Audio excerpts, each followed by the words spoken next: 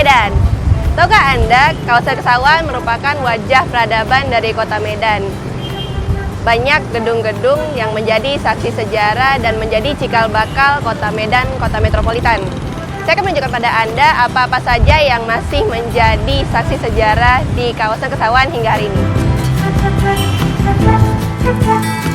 Kesawan sudah mulai sejak tahun 1871 sejak kantor pemerintahan pindah dari Labuhan Deli.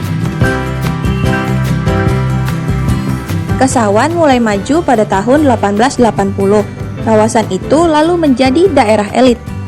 Sekitar tahun 1900, Kesawan sudah menjadi pusat perekonomian kota Medan dengan memiliki pasar, stasiun kereta api, kantor pos, bank, restoran, kantor pemerintahan, hingga masjid.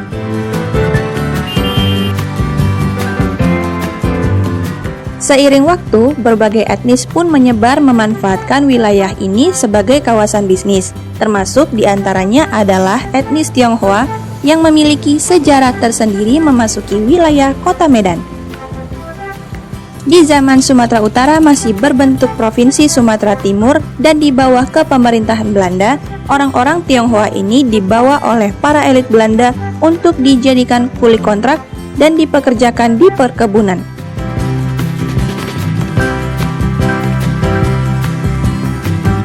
Pelopor masuknya etnis Tionghoa ini adalah seorang petinggi Belanda bernama Nijhuis yang merupakan orang pertama yang membuka perkebunan di Medan pada tahun 1864. Sejak itulah etnis Tionghoa masuk sebagai buruh dan perlahan-lahan diberi hak berdagang oleh Belanda bila kontrak kerja mereka telah habis. Kemajuan kawasan Kesawan tidak bisa dipisahkan dari kedatangan Chong Afi. Ia kemudian memindahkan emporium bisnisnya ke Medan dan mendirikan bisnis pasar ikan yang kemudian dikenal dengan nama Pasar Ikan Lama. Kemudian di tahun 1970, pasar ikan ini berubah menjadi salah satu pusat perdagangan tekstil di kota Medan.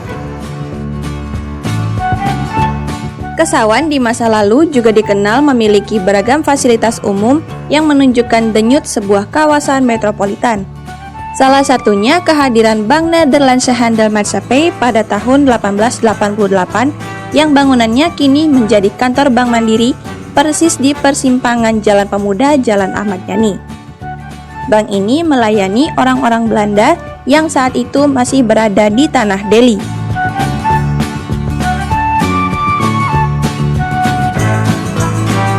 Nah, setelah perkebunan pindah kantornya, maka kami ikut itu. Yang berkaitan dengan industri perkebunan kan ada bank ya, ada hotel, bank nginep dan macam-macam, ada kantor-kantor jaksa, pengacara, maka berkembang. Pusat ekonomi itu dari Labuan ke Kota Medan, berkembanglah dia dan akhirnya secara fisik kita bisa lihat muncullah balai kota yang sekarang dekat lapangan mereka, Esplanade itu ada lapangan alun-alun, kemudian ada kantor pos, ada hotel debur, ada stasiun kereta api.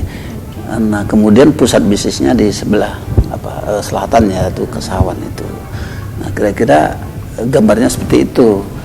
Jadi dia mengapa dibangun di situ ya dekat dengan perkantoran ya. Karena Kesawan itu sebetulnya bukannya juga ada juga kantor-kantor perusahaan, bukan hanya toko-toko gitu ya. Sampai sekarang sampai sekarang ada Lonsum sisa-sisanya, ada restoran Tip Top ya, tempat orang-orang dulu berluangkan waktu minum kopi dan macam-macam. Juga ada rumah Chong Afi dan lain-lain.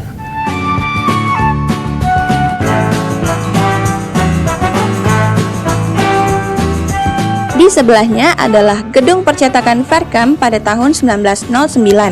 Bangunan ini adalah tempat di Sumatera Pos, surat kabar kedua yang terbit di Tanah Deli dicetak. Bangunan itu kini masih sama dengan aslinya, tapi sayang tidak terawat meskipun dijadikan sebagai kantor Dinas Pariwisata Provinsi Sumatera Utara.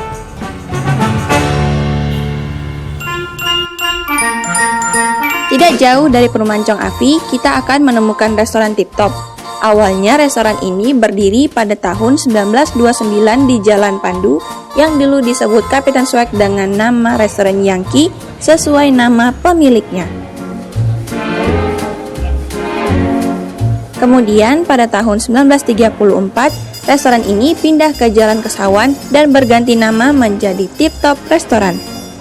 Hingga saat ini, Tip Top masih konsisten walaupun dikelilingi bangunan-bangunan modern. Bangunannya masih mewarisi kafe gaya Eropa, di mana terdapat beberapa meja di bagian luar.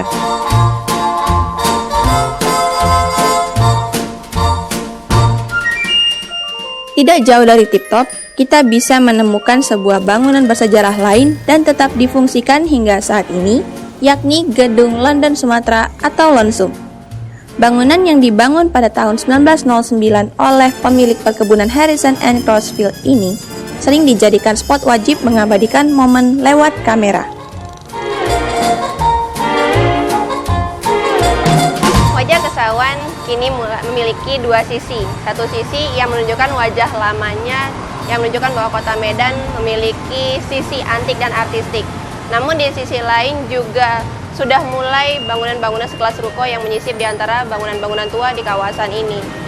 Melihat kondisi ini sehingga sulit dibayangkan jika kawasan Kesawan pernah menjadi ikon ciri khas kota Medan yang memiliki bangunan-bangunan bersejarah. Saya Sariadi Putri, Putra Perwira Lubis, Kompas TV Medan.